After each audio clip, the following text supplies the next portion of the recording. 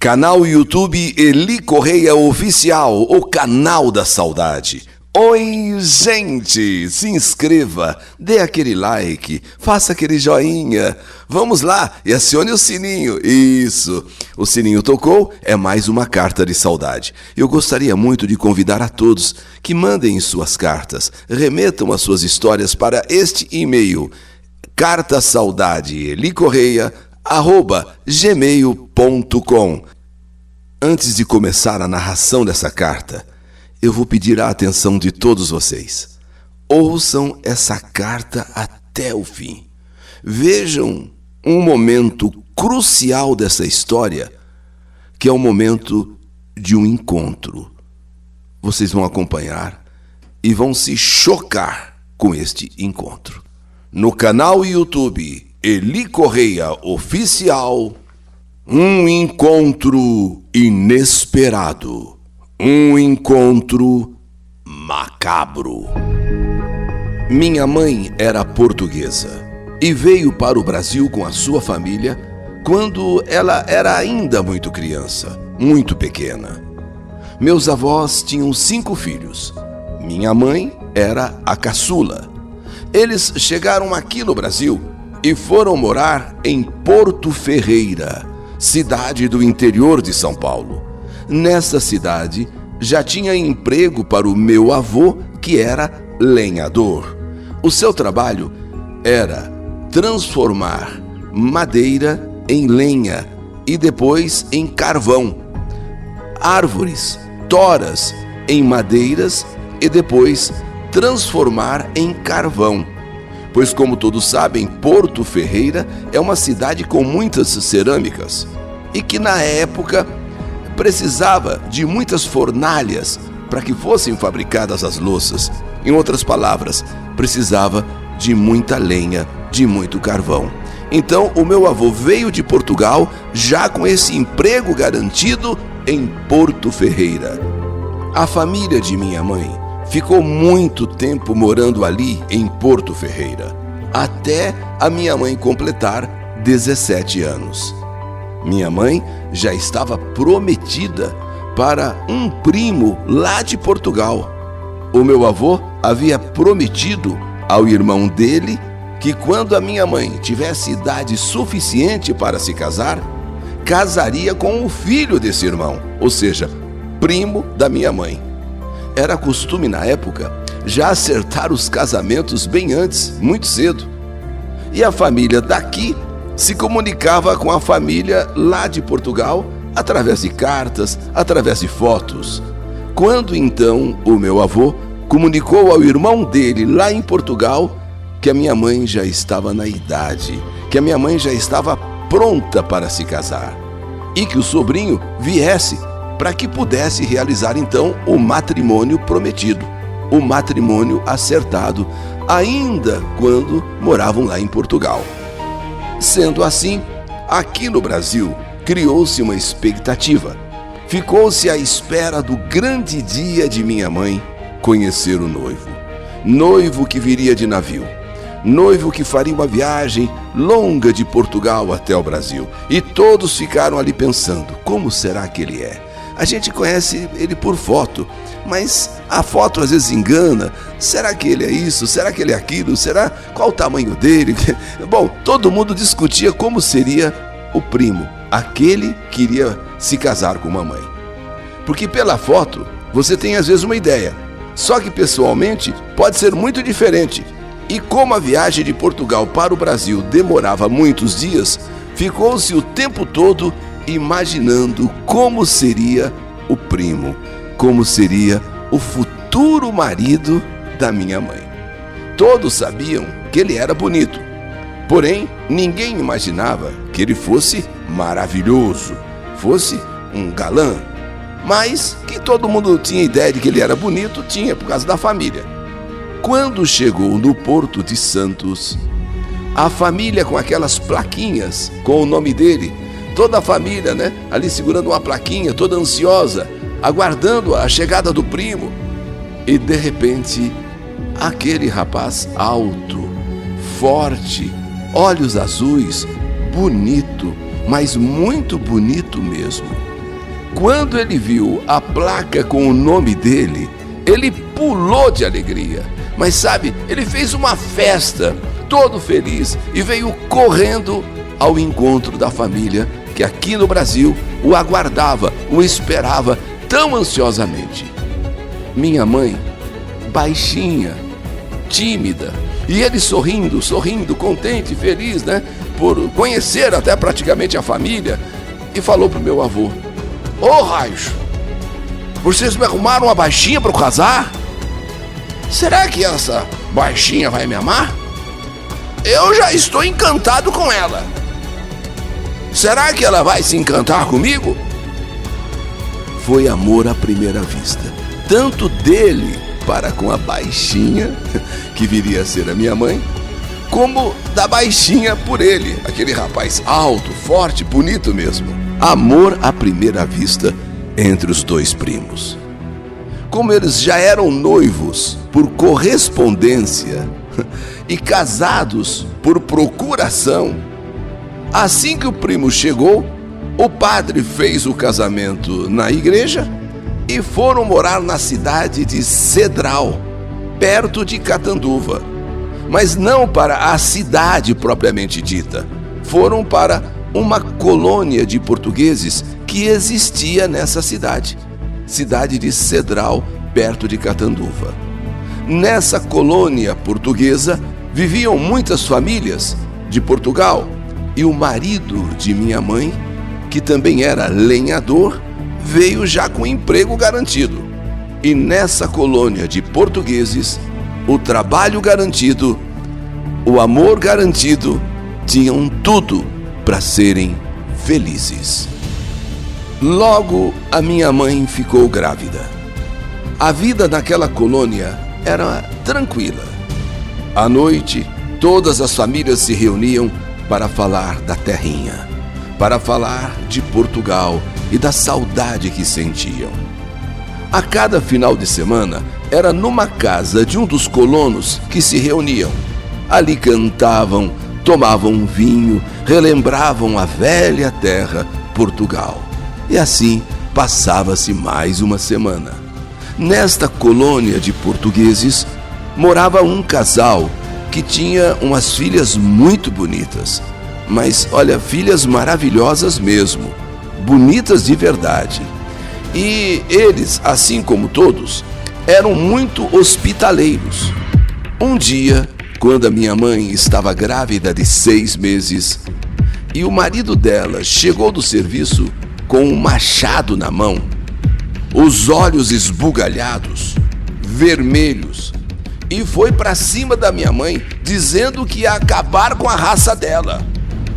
Com aquele machado na mão, minha mãe, com aquela barriga de 6 meses, começa a correr e a gritar, e a pedir socorro, socorro, socorro, socorro. E o marido dela, atrás dela com aquele machado.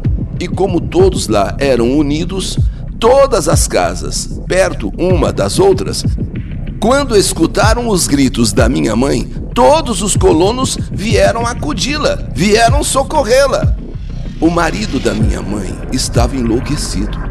Por um triz, mas por um triz mesmo, ele não matou a minha mãe com aquele machado.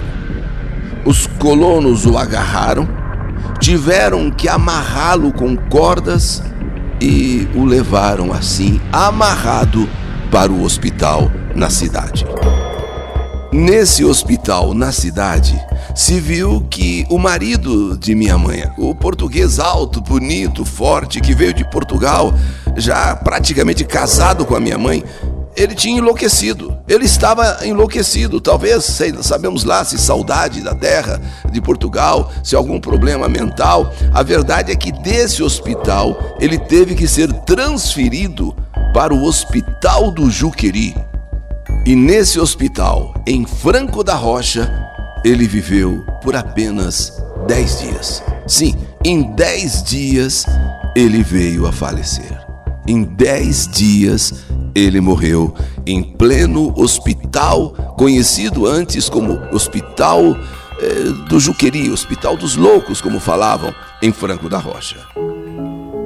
Agora, a minha mãe, grávida de 6 meses, estava viúva. A vida da minha mãe se complicou demais. Ela tinha de trabalhar dobrado. Ir para a casa da mãe dela era impossível, pois o meu avô tinha falecido em Porto Ferreira e a família passava por muitas dificuldades. Minha mãe, então, onde ela morava, município de Cedral, perto de Catanduva, a minha mãe levantou a cabeça e começou a trabalhar em tudo o que podia. Mas era difícil, muito difícil, até que nasceu minha irmã. Minha mãe foi então para Catanduva, uma cidade maior, e começou a trabalhar nessa cidade em hotéis, em pensões, onde não ganhava dinheiro. Trabalhava a troco de um quarto para morar com a filhinha, em troca também de comida. Ela não ganhava dinheiro. Ela trocava o trabalho dela por onde morar e por comida. Não tinha folga. Era de segunda a segunda, trabalhando sem parar, de manhã até a noite. Um dia, a patroa de minha mãe, com pena dela, falou: "Domingo, você pode sair depois do almoço. Vai lá na estação de trem, ver os trens chegarem, ver os trens partirem. É isso que muita gente faz aqui. Sabe, vai lá, fica vendo os trens chegando, os trens saindo. É muita gente chegando, muita gente indo viajar, e você vai se distrair bastante indo lá na estação de trem." A minha mãe agradeceu, e depois que ela tinha lavado toda a louça do almoço dos hóspedes, ela foi então à estação de trem. E junto com a minha irmã, que na época tinha 3 anos. E de fato, ela distraiu. Ela ficou vendo o trem chegando, o trem saindo. Que legal, que bacana. Os trens chegavam, os trens saíam, gente descia, gente subia. Sabe, trens que iam para São José do Rio Preto, outros que iam para Araraquara. E aí não se sabe como aconteceu. Estava na estação um senhor de idade, esperando uns parentes que iam chegar, e viu minha mãe com aquela menina de 3 aninhos. Ele se aproximou e começou a conversar com ela. Ele disse que era viúvo, que a esposa dele faleceu e deixou uma filha, uma moça, e que ele estava passando maus bocados porque essa filha era muito rebelde, muito desobediente. Estava difícil ele criar aquela filha. E perguntando para minha mãe se ela estava esperando alguém, minha mãe disse que não, que ela trabalhava numa pensão ali perto e que estava se distraindo na estação. E contou que também era viúva. E para encurtar a conversa, dali a 3 meses, os dois estavam se casando. Minha mãe, bem nova, e aquele senhor, os 2 viúvos, os 2 se casando. E ele viria a ser, esse senhor, o meu pai. O meu pai. Ele pediu que minha mãe tivesse paciência com a filha dele e que ele iria criar a filha dela como um pai, que no caso a minha irmã. E foi isso que aconteceu. Minha mãe teve paciência com a filha dele, ele passou a cuidar da minha irmã como se fosse filha, e do casamento dele com a minha mãe nasceram 2 filhos, eu e meu irmão. Quando eu nasci, meu pai já estava com 70 anos. E quando eu tinha 10 anos, e ele, portanto, 80, faleceu. Nessas alturas, minha mãe estava mais tranquila. Tinha a casa dela, mas sempre trabalhando. Minhas irmãs, por parte de pai, se casaram. E quando eu tinha 15 anos, eu vim trabalhar em São Paulo com uma família de Catanduva. E eu voltava todas as férias para passar uns dias com a minha mãe. Já fazia 5 anos que eu estava em São Paulo, quando naquele 5º ano que eu ia passar as férias com ela, minha mãe, ela disse: "Filha, eu conheci nesta cidade uma moça muito boazinha, e peguei amizade com ela. E contei que tinha uma filha que estava trabalhando em São Paulo. Mostrei a sua foto para ela e ela ficou encantada. Disse que quer te conhecer. E eu prometi que quando você estivesse aqui, eu levaria você na casa dela. Você não quer ir comigo lá? Claro, mãe, claro.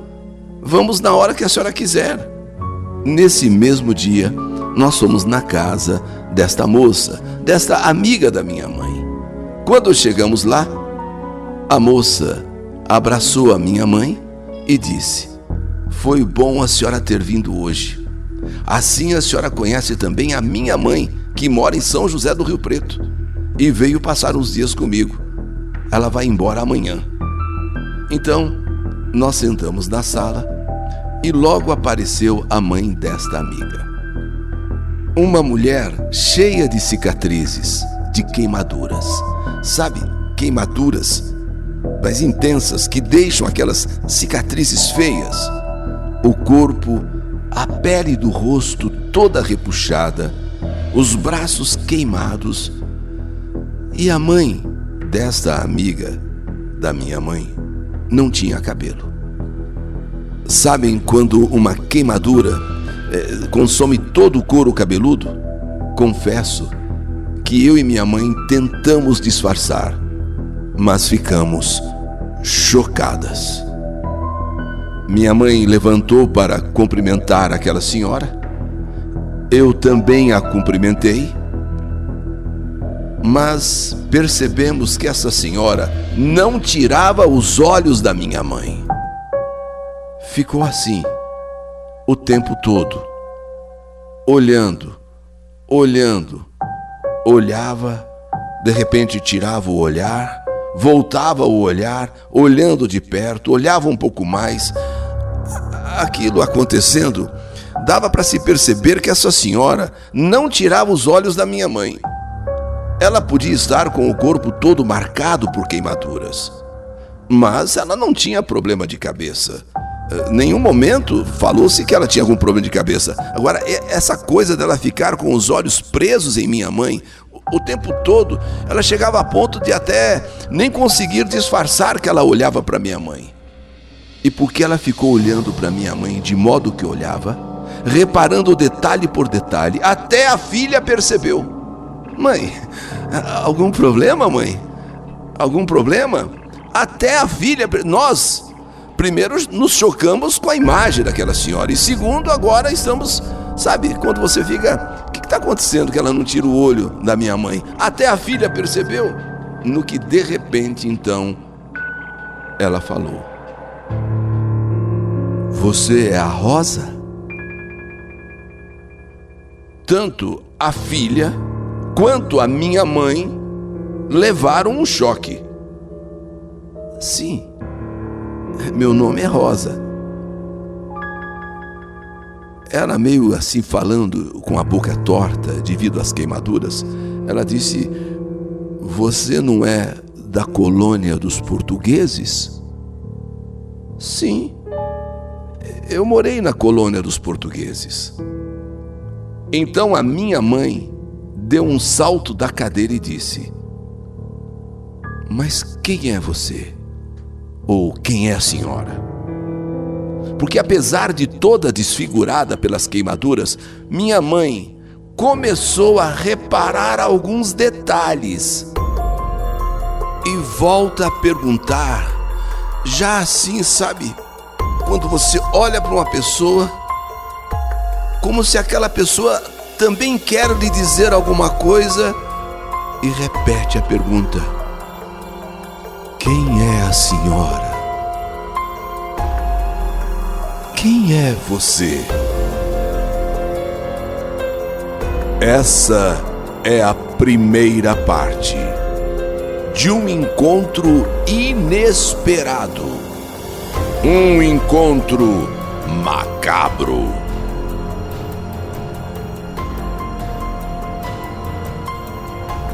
Que saudade de você! História do canal YouTube Eli Correia Oficial.